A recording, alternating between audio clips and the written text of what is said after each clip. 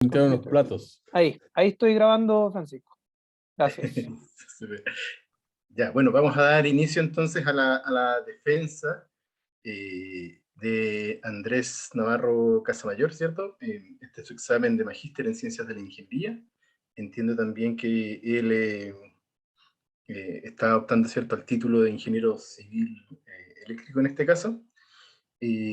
Andrés se tituló, tiene el título de licenciado en Ciencias de la Ingeniería del primer semestre del 2019 de la Pontificia Universidad Católica. Él ingresó al programa de magíster el segundo semestre del 2020 en el área de especialización de Ingeniería Eléctrica. Nos va a presentar la tesis Modelo de Coordinación Hidrotérmica Estocástica de Mediano Plazo, con incorporación de efectos operacionales de corto plazo para sistemas eléctricos e hídricos de gran escala. Y los miembros de la comisión son el señor Rodrigo Carrasco, profesor invitado de la Facultad de Ingeniería y Ciencias de la Universidad Adolfo Ibáñez. Voy a hacer un cambio aquí en el orden. El señor Daniel Olivares, ¿cierto?, profesor cosupervisor, antes de la Universidad Católica, ahora de la Universidad Adolfo Ibáñez también. Así que un gusto tenerte por acá, Daniel, de nuevo. El profesor señor Matías Negrete, profesor integrante de la comisión. Señor Álvaro Lorca, profesor supervisor del Departamento de Ingeniería Eléctrica y de Ingeniería Industrial. Matías también es de Ingeniería Eléctrica. Y yo, Francisco Suárez, que vengo en representación del jefe del programa de posgrado. Por favor, les ruego poner en silencio o apagar los celulares, de modo que no molestemos a Andrés durante su presentación o durante las preguntas. Y ahora, Andrés, tienes la pantalla, ¿cierto?, para presentar. Tienes un máximo de 45 minutos, pero en general entre 30 minutos, 45 minutos está bien, ¿ya? Así que ese es el tiempo que tienes y cuéntanos en qué estuviste trabajando. Perfecto. Ahora compartir pantalla para...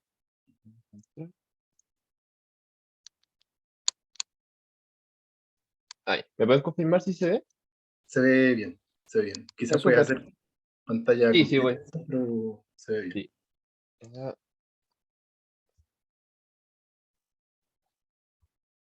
Ahí. Ahí se ve pantalla. No. Ahí sí, ¿cierto?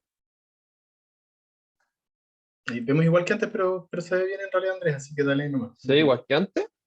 Sí, Qué raro. Bueno, se ve bien en todo caso, así que no es Sí, problema. ya bueno, lo veo. se ve súper bien. Ya, voy a dejar así, no sé. Qué raro, acá yo lo veo pantalla completa. Bueno, muy buenas tardes, comisión, invitados y asistentes. Hoy día les voy a presentar mi tesis para grado de magíster en Ciencias de la Ingeniería, que titula Modelo de Coordinación Hidrotérmica Estocástica de Mediano Plazo, con incorporación de efectos operacionales de corto plazo para sistemas eléctricos e hídricos de gran escala. El comité de la tesis está compuesto por Álvaro Lorca, profesor supervisor, Daniel Olivares, profesor cosupervisor, Matías Negrete, profesor integrante, Rodrigo Carrasco como profesor invitado y Francisco Suárez como profesor representante de posgrado. Es un poco, yo les voy a presentar primero el contexto, después el modelo de coordinación hidrotérmica, el método de calibración para ciertos parámetros propuestos, resultados computacionales y las principales conclusiones de toda esta investigación. Entonces, contexto. En Chile existe una mega sequía del año 2010 en adelante, donde hay un déficit de precipitaciones de un 20 o un 40% en el Chile central. Y se espera que haya una disminución de hasta un 30% de las precipitaciones para fines del siglo XXI. Y acá en la imagen de abajo, a la izquierda, se puede observar cómo ha disminuido el caudal medio desde el año 1985 al año 2015 en 5 de caudales dentro de Chile. Y un aspecto también a destacar de la gestión de recursos hídricos en Chile es que existen los denominados convenios de riego, que han sido muy a la palestra últimamente, los cuales representan el 70% de la demanda de agua del país, que es finalmente el 70% de la demanda del país por consumo agrícola, por lo cual es sumamente importante que se consideren a la hora de generar un modelo que se dedique a coordinar la hidrotermia. Entonces, la generación hidroeléctrica en Chile, existe una capacidad instalada a abril de 2022 de 6.707 megawatts, lo cual representa el 23% de la capacidad instalada total en Chile de generación. Y el año 2021 se generó un 20% de la generación eléctrica nacional mediante energía hidroeléctrica, para tenerlo en consideración. Entonces, en Chile existe un proceso de descarbonización y el rol que puede cumplir la hidroelectricidad en todo este proceso es sumamente importante. Existen metas a largo plazo, como la carbono neutralidad para el año 2050 y una que va a afectar a más corto plazo, que es el retiro de centrales a carbón para el año 2025. Entonces, ¿qué ventajas tiene la hidroelectricidad? Es que energía asequible y confiable. Y también entrega un aspecto fundamental para los sistemas eléctricos del futuro, que es la flexibilidad. ¿Por qué? Porque esta flexibilidad permite la integración con otras energías renovables variables, como es el caso de la energía eólica y solar, que están cada vez entrando más en el sistema chileno. También existe una tecnología baja en emisiones y es una tecnología baja en emisiones y contaminantes, porque por lo tanto también es bueno para el país. Pero obviamente, como todo tipo de tecnología, tiene desafíos. El primero de ellos es efectos en el cambio en el clima. Existe, como dije antes, una escasez hídrica y existe una alta incertidumbre en torno al recurso hídrico a nivel país. En el fondo, existe una pregunta súper importante de cuánta agua va a caer y cuándo va a caer esa agua, porque eso va a generar diferentes usos del agua en Chile. Y también existe una intermitencia en la disponibilidad de recursos producto de la alta penetración de energías renovables variables. Es decir, que en el fondo en Chile hay una alta penetración de energía eólica y solar, por ejemplo. Y esas son súper variables, por lo que genera una intermitencia en la disponibilidad que ellos tienen para generación. Entonces, ¿qué es el problema de coordinación hidrotérmica? A grandes rasgos es un problema que busca minimizar el costo total de generación, cubriendo toda la demanda del país y donde la capacidad de generación hidroeléctrica depende del agua embalsada en los embalses y de los afluentes que llegan al sistema. Entonces, a la izquierda se puede ver una imagen donde los rectángulos negros, que indica, son los sistemas, los nodos, determinados nodos eléctricos del sistema, y que están unidos por líneas de transmisión, que están representados por las líneas negras. Dentro de cada nodo eléctrico pueden existir 4 tipos a nivel general de centrales. Centrales hidroeléctricas y embalses, que están representadas en azul, centrales solares en amarillo, centrales eólicas en verde y centrales térmicas en rojo. ¿Qué es lo interesante acá? Es que se hace una distinción en centrales hidroeléctricas de pasada y centrales hidroeléctricas de embalse. ¿Por qué? Porque en el fondo la distinción que existe, las centrales hidroeléctricas de pasada, son aquellas centrales que no pueden almacenar el agua, sino que su única decisión es, si llega agua, genero o la dejo pasar por el lado, por así decirlo. Y los embalses, obviamente, pueden almacenar agua. Y acá hay un tema de acoplamiento espacial entre los diferentes reservorios, los diferentes embalses. ¿Por qué? Porque en el fondo el agua almacenada que está en una embalse aguas abajo depende de las decisiones pasadas y presentes de los embalses que existen aguas arriba. Y también otro aspecto que existe es que hay un alto acoplamiento temporal en los afluentes, que eso está desarrollado. Más adelante voy a ahondar un poco en eso. Entonces, ¿cuál es el principal resultado de este tipo de problemas? Del problema de coordinación hidrotérmica en específico de mediano plazo, es el valor futuro del agua, que este se define como el incremento en el valor esperado de los costos futuros, producto de un uso marginal adicional de este recurso. ¿Y qué algoritmo se utiliza para su resolución? Por lo general se utiliza el algoritmo SDDP, Stochastic Dual Dynamic Programming. Este algoritmo, cabe destacar que no permite el uso de variables binarias o enteras. Y en Chile, ¿qué se utiliza en Chile? Existe el denominado PLP, que es la programación de la operación a largo plazo. Y ese es el modelo de coordinación hidrotérmica que se utiliza para la gestión hidroeléctrica a nivel nacional. Un poco mi tesis y todo el desarrollo estuvo marcado dentro de un proyecto FONDEP que titula Desarrollo de una plataforma de gestión integrada de recursos hidroeléctricos para la planificación y operación del sistema eléctrico nacional. ¿Y cuáles eran los principales objetivos de este proyecto? Es que se buscaba generar una plataforma de gestión integrada que sirva de alternativa a este PLP mencionado anteriormente y que permita gestionar de mejor forma el recurso hidroeléctrico a nivel país. Con todo esto, con todo este trabajo, ¿qué deficiencias se encontró en la modelación actual? Y una de las principales que se encontró es que hay problemas en cuanto a las aplicaciones o incorporaciones de aspectos de flexibilidad o sus efectos en modelos lineales estocásticos multietapa de mediano plazo resueltos mediante el algoritmo CDP, como es el caso que se utiliza en Chile. ¿Y qué se ha hecho para solucionar este problema? Por ejemplo, Zhou, Ahmed y Zhang, en 2017, propusieron un algoritmo alternativo a SDDP, el SDDIP, Stochastic Dual Dynamic Integer Programming. Este permite incorporar no linealidades, producto de que permite utilizar variables binarias no enteras.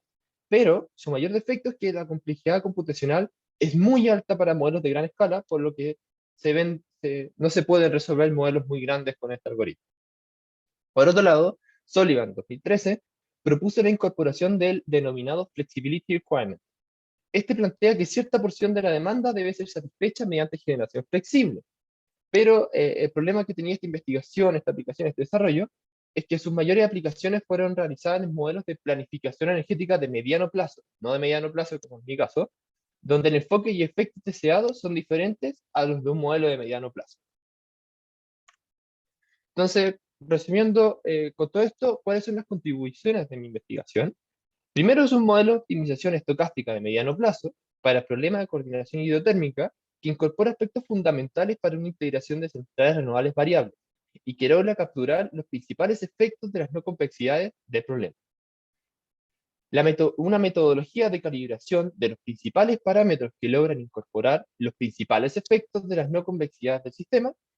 Y finalmente, extensos experimentos computacionales que permiten mostrar los principales beneficios y efectos de la metodología propuesta, con especial énfasis en los costos de operación y el valor futuro del agua. Ya. Ahora pasamos al modelo de coordinación hidrotérmica.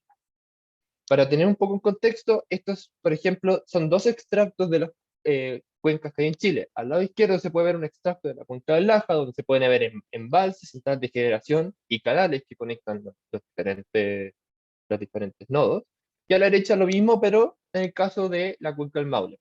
Es importante notar que estos son extractos y que las cuencas son mucho más grandes, por lo que su modelación es bien detallada.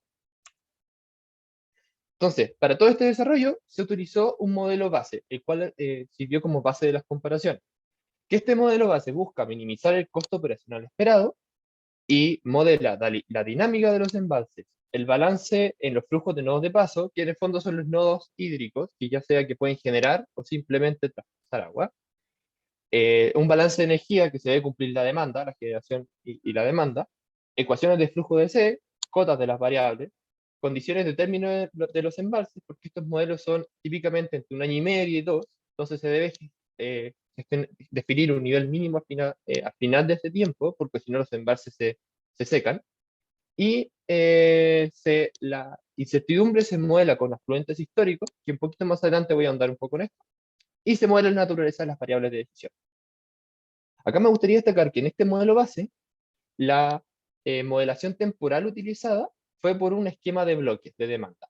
¿Y cómo que se hace? Se toma la curva de demanda de cierto tiempo, por ejemplo una semana, y se ordena de mayor a menor, como se ve en la imagen, la línea negra. Y esa curva de demanda se separa en X cantidad de bloques. Por ejemplo, en este caso son 5 bloques de demanda y que tiene la ventaja que simplifica mucho computacionalmente su complejidad. Pero tiene el mayor problema de que se pierde el orden cronológico de las horas, lo cual implica la imposibilidad de modelar aspectos como la rampa y almacenamiento a corto plazo, entre otros. Y ahondando un poco en la incertidumbre que tiene este modelo, el modelo base utilizado, la incertidumbre es básicamente los afluentes hídricos del sistema. ¿Y cómo está tomándose en este caso? Es con afluentes históricos. Es decir, para cada etapa del modelo se considera al azar una de las últimas 60 hidrologías de datos históricos que se tengan y se dice que selecciona una de esas. El problema que tiene esto es que pierde toda correlación espacial y temporal entre afluentes porque se selecciona cualquiera de la hidrología antigua. Por ejemplo, puede pasar de una etapa a otra, de la hidrología del año 1960 a la hidrología del año 2010, que son totalmente diferentes, no tiene sentido que pase de una a otra. Entonces, con todo esto, el modelo propuesto es el siguiente. Es un modelo que busca minimizar el costo operacional esperado y a esto se le sumé el concepto de costos de encendido y apagado. También modela dinámica de embalse, balance de flujo de nodos de paso, balance de energía, ecuaciones de flujo de C, cotas de las variables, condiciones de término de los embalses. Ahora la incertidumbre está modelada con un modelo VAR vectorial autorregresivo para fluentes, se modela la naturaleza de las variables de decisión y se agregan los requerimientos de rampa del sistema, almacenamiento a corto plazo, requerimientos de reservas, filtraciones y demanda de riego. Entonces voy a andar un poquito en cada uno de estos aspectos para detallar. Primero, la agregación temporal que se utilizó acá no es la misma de bloques, porque esa, como dije antes, no permitía cosas como modelar rampa ni almacenamiento a corto plazo. ¿Y qué es lo que se hizo? Que cada semana está representada por 2 días, un día de semana y un día de fin de semana. Y cada uno de esos días está representado por 4 bloques, donde su duración está basada en el cambio en la demanda neta del sistema. Es decir, que en las horas donde hay un mayor cambio en la demanda neta del sistema, los bloques tienen una menor duración para poder modelar de mejor forma ciertas características fundamentales. Ya, ahora, como mencioné anteriormente, la modelación de la incertidumbre se utiliza como modelo vectorial autorregresivo. Para esto, ¿qué es lo que se hizo? Se hizo una descomposición aditiva de series de tiempo de hidrología, de los afluentes. Y se descompuso en la tendencia, estacionalidad, MT y ST respectivamente, y un componente residual, epsilon T. Este componente epsilon T se modela como un modelo vectorial autorregresivo, donde un modelo vectorial autorregresivo de orden P de forma genérica es un modelo donde la realización actual de la incertidumbre depende de las realizaciones anteriores con una matriz de covarianza, que esa captura la relación espacial y temporal, y un componente de error, que ese error distribuye como típicamente un río blanco centrado en cero, con una varianza finita y conocida, sigma, y que por lo general se asume que distribuye normal. Y ese fue el caso de esta investigación. Y lo importante acá es que esa variable aleatoria, epsilon, es IID, por lo tanto es compatible con el uso del algoritmo SDDP, que era fundamental para este desarrollo. Ahora, requerimiento de rampa. Las centrales térmicas, por lo general, centrales térmicas en general, tienen una capacidad limitada de cambiar su punto de operación entre un instante de tiempo a otro. Es decir, si ahora está generando 10, en una hora más no puede estar generando más que 10 más su capacidad de rampa. Y esto se conoce como capacidad de rampa, valga la redundancia. Y al tener bloques ordenados cronológicamente, es posible limitar su operación por su capacidad de RAM, que antes no se podía con el otro sistema. También se modeló el almacenamiento a corto plazo, como dije anteriormente. Y este almacenamiento a corto plazo es fundamental para un futuro con una matriz energética renovable, al entregar mucha flexibilidad al sistema. Y nuevamente, al tener esta nueva agregación temporal, se puede definir esta ecuación, la cual acá abajo se detalla del diagrama de funcionamiento general, donde hay un sistema de almacenamiento, el cual se puede transformar en energía eléctrica en este camino, o también se puede tomar energía que está generando la central y almacenarla en el sistema, como el camino que se va acá. Y esto detalla sistemas de almacenamiento a corto plazo en general, como puede ser CSP, baterías, hydropump, etc. Filtraciones. ¿Qué son las filtraciones? En el fondo, los embalses en Chile tienen filtración, en el fondo se filtra agua a través de sus paredes. ¿Y cuál es el problema de modelar las filtraciones? Es que en la realidad son totalmente no lineales. Acá se puede ver un gráfico en la línea azul, donde arriba se ve el lago, para el caso del lago Laja, y abajo para la invernada, donde se ve que las filtraciones son lineales a tramos. ¿Y qué es lo que se hizo? Se buscó un balance entre la calidad de las aproximaciones y la dificultad computacional añadida, donde se utilizó una simplificación lineal, la cual fue comprobada con resultados experimentales y dan resultados muy cercanos a la realidad. Ya, ahora con requerimiento de reserva, que es un aspecto más importante de esto. Primero, considerar simplemente demanda de reservas y capacidad máxima de cada central de ofrecer reservas puede llevar a una subestimación en los costos de operación del sistema cuando no se modela el encendido y apagado de centrales. ¿Y qué se hizo para hacer frente a este problema? Se introdujo un nuevo término, θg, que depende de cada generadora, y que esta relaciona la oferta de la central con su nivel de generación, la oferta de reserva de una central G con su nivel de generación en ese mismo instante. Es decir, que una central para ofrecer una unidad de reserva tiene que estar generando al menos θ unidades de energía en ese instante. Donde la forma de obtener este parámetro θ se presenta en la sección de metodología de calibración. Y ahora tenemos los costos de encendido y apagado, que modelar el encendido y apagado de centrales de forma explícita requiere el uso de variables binarias o enteras. Y estas no pueden ser aplicadas en un modelo resuelto con el algoritmo STDP, como se mencionó anteriormente, por lo que se genera un problema. Y para hacer frente a esto, se introdujo un nuevo término, lambda, el cual se agrega en la función objetivo multiplicado por ciertos factores, y representa una aproximación del costo de encendido o apagado que debe incurrir un generador G para generar una unidad de energía. Y se agrega a la función objetivo el término, para cada generadora, el término mostrado ahí en la ecuación, donde la forma de obtener este parámetro lambda se presenta en la sección metodología de calibración. Último punto que se incorporó es la demanda de riego. Como mencioné anteriormente, este es un aspecto fundamental para Chile.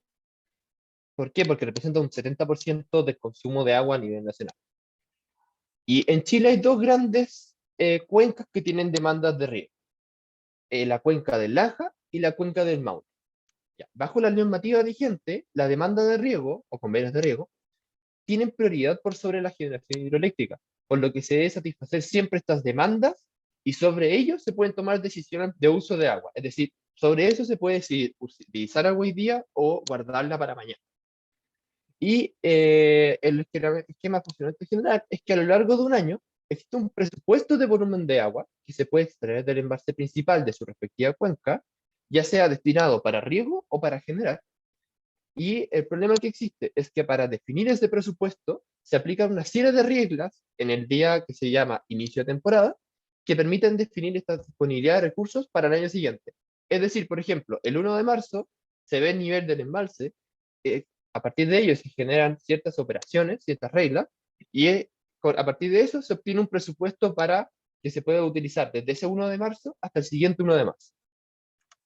Entonces acá se ve pues, el gráfico exactamente lo que mencioné ahora, donde la línea azul representa, por ejemplo, el nivel del embalse a lo largo del tiempo, y se observa el nivel del embalse en la fecha correspondiente al inicio de temporada, se aplican funciones, que en este caso son lineales porque fueron linealizadas, y se obtiene un presupuesto para riego, un presupuesto para generación disponible a lo largo del año.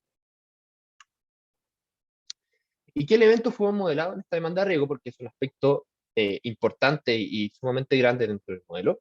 Primero, una ecuación de inventario, porque en el fondo hay un presupuesto que se debe cumplir y que hay que contabilizar. La demanda de riego en la red, porque en el fondo existen muchos puntos de demanda en esta red. Volumen máximo a extraer, en el fondo lo que dije del presupuesto, y que se debe contabilizar todo el volumen extraído.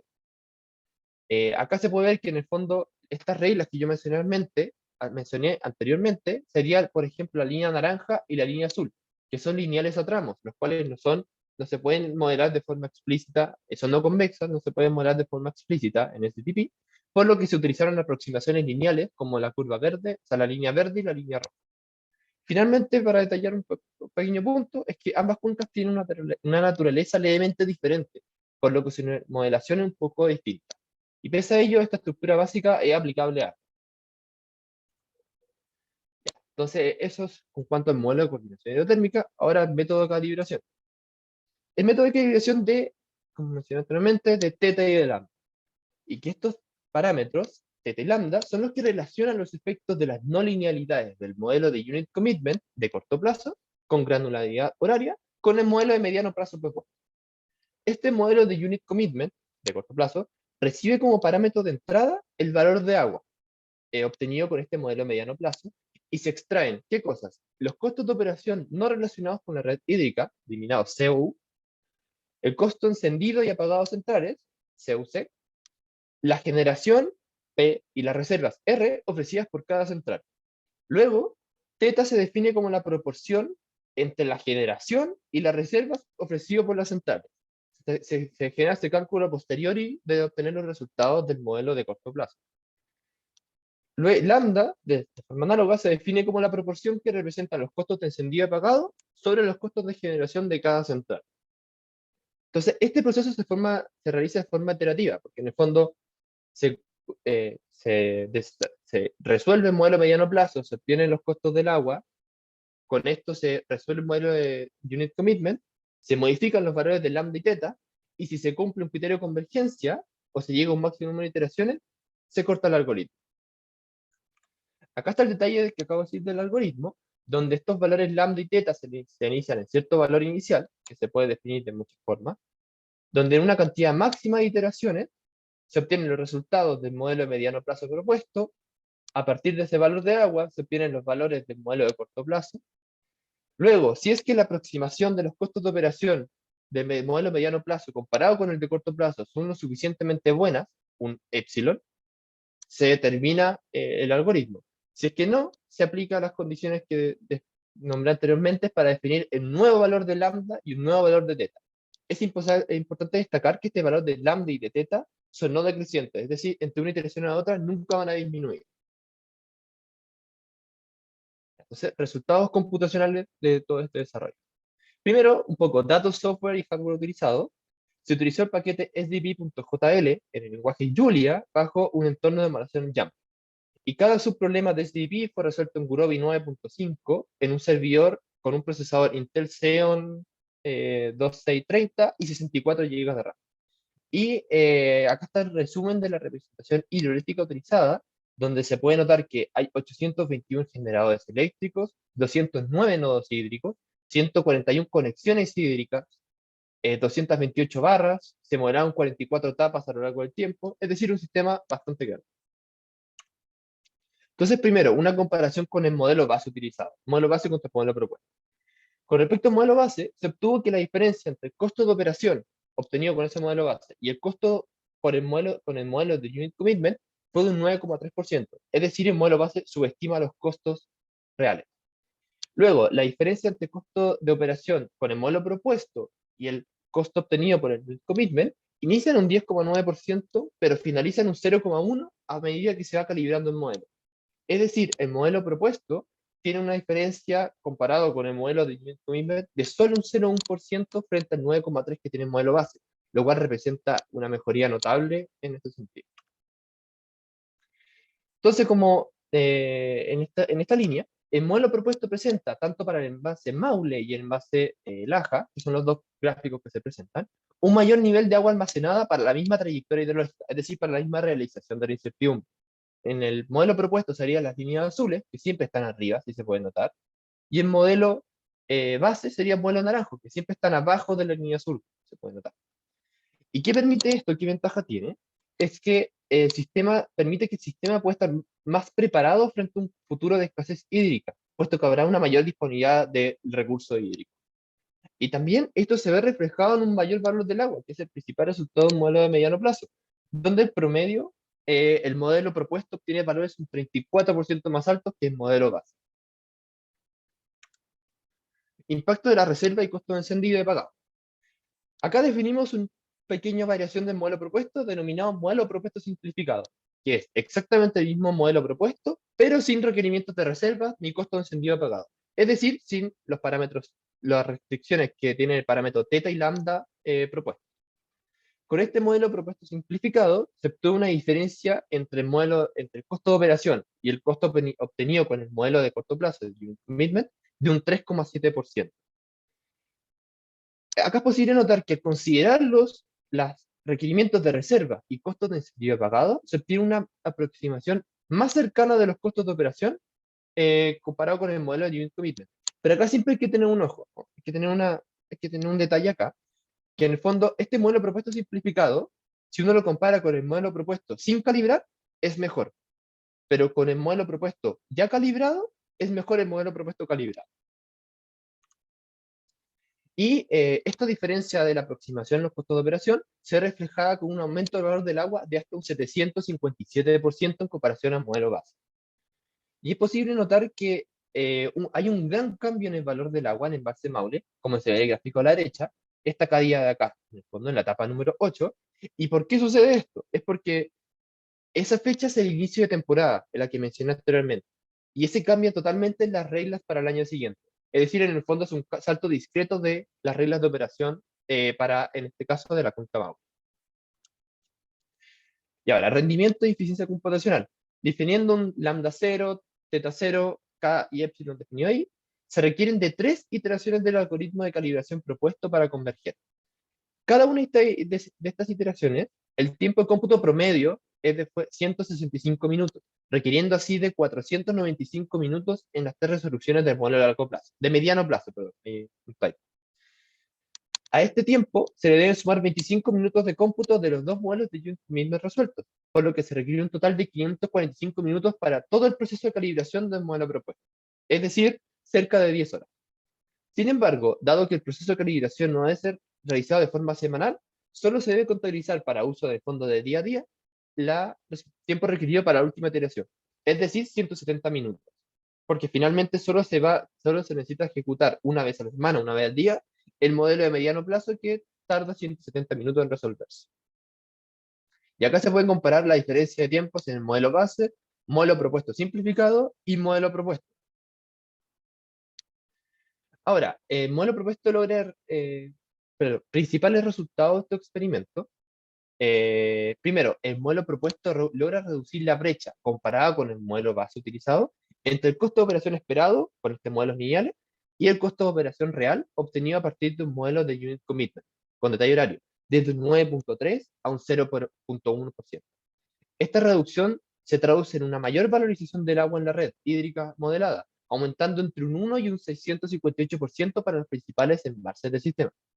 También el modelo propuesto logra incorporar los principales efectos de las condiciones no lineales del modelo de Unit Commitment mediante los parámetros de θ y lambda. Eso se realizó analizando los resultados, analizando qué centrales se encendían, se apagaban, qué centrales se incurrían en costos de encendido y apagado. Y finalmente este modelo propuesto también tiene la ventaja de que puede ser aplicado en sistemas reales, a escala real, tanto temporal como espacial, donde el modelo utilizado en los experimentos requirió de 170 minutos para resolución. Y si uno lo ve en perspectiva, si este modelo es semanal, una vez a la semana ejecutar un algoritmo, un modelo de 170 minutos no es sumamente relevante.